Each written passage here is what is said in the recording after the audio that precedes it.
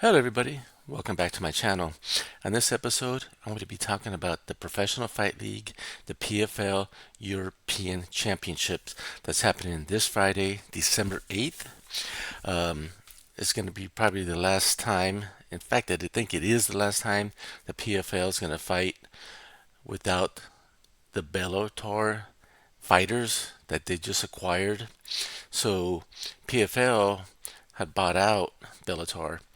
And so that means that ESPN and the PFL had signed a multi-year deal with ESPN and PFL, more years continually covering the sport, which hopefully equals more revenue, more advertising dollars, because UFC right now is King Kong of the MMA world. It took them a while though. I remember watching them in the early 2000s, and they played in, they fought in smaller arenas, 8,000, 10,000. It took a while to get things going and getting a lot of fighters fighting. It was usually the same old fighters fighting each other, which was interesting and entertaining and good fights. But as the sport grew and grew and they went around the world, more fighters came in. And now they're fighting every week. They got the little Apex in Vegas. They had just recently a fight in Austin, Texas. So they're fighting everywhere.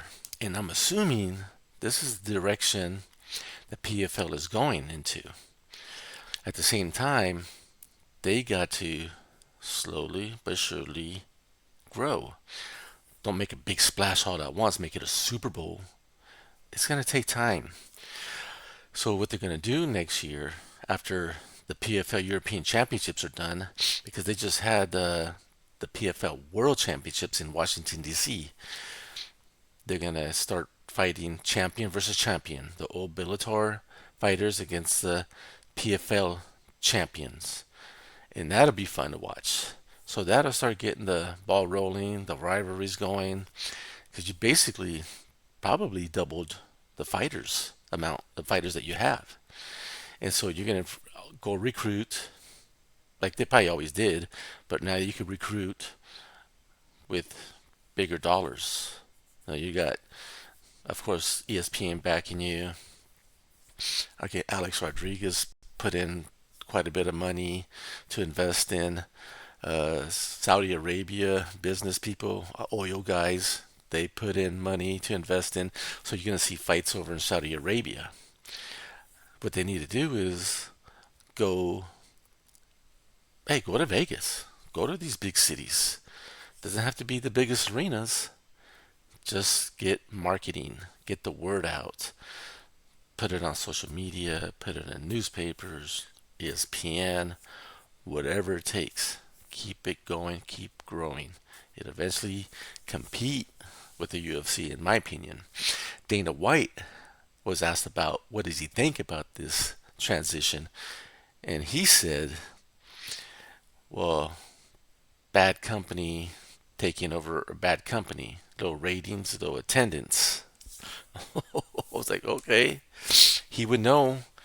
He's the CEO of the UFC, so he needs to know what his competitors are doing, and I believe that. So maybe with this takeover,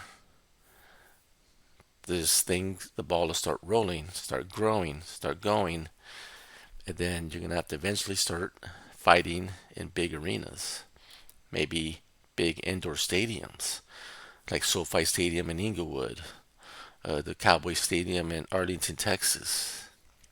You're gonna have to go that route. The more people you have in the stands, the more people are going to talk about it outside the stands. Yes, some of these fights are going to be pay-per-view events, and they're going to be expensive. Not everybody's going to see it, but you get these people in the stadium, they'll talk about it, talk about it, talk about it, then they'll probably start paying for the pay-per-views, and you start growing from there. I just wish them the best. I hope whoever wins on Friday win your 100,000. I'm rooting for you, Dakota Ditcheva. That's one of the main fighters I follow at the PFL. Hopefully, I start following more after this weekend. And I just wish you guys the best of luck. I think you guys are going to do good in the long run. You're going to have growing pains, but that's business. That's life. But you eventually get there. All right, everybody. Thanks for listening. Have a good night.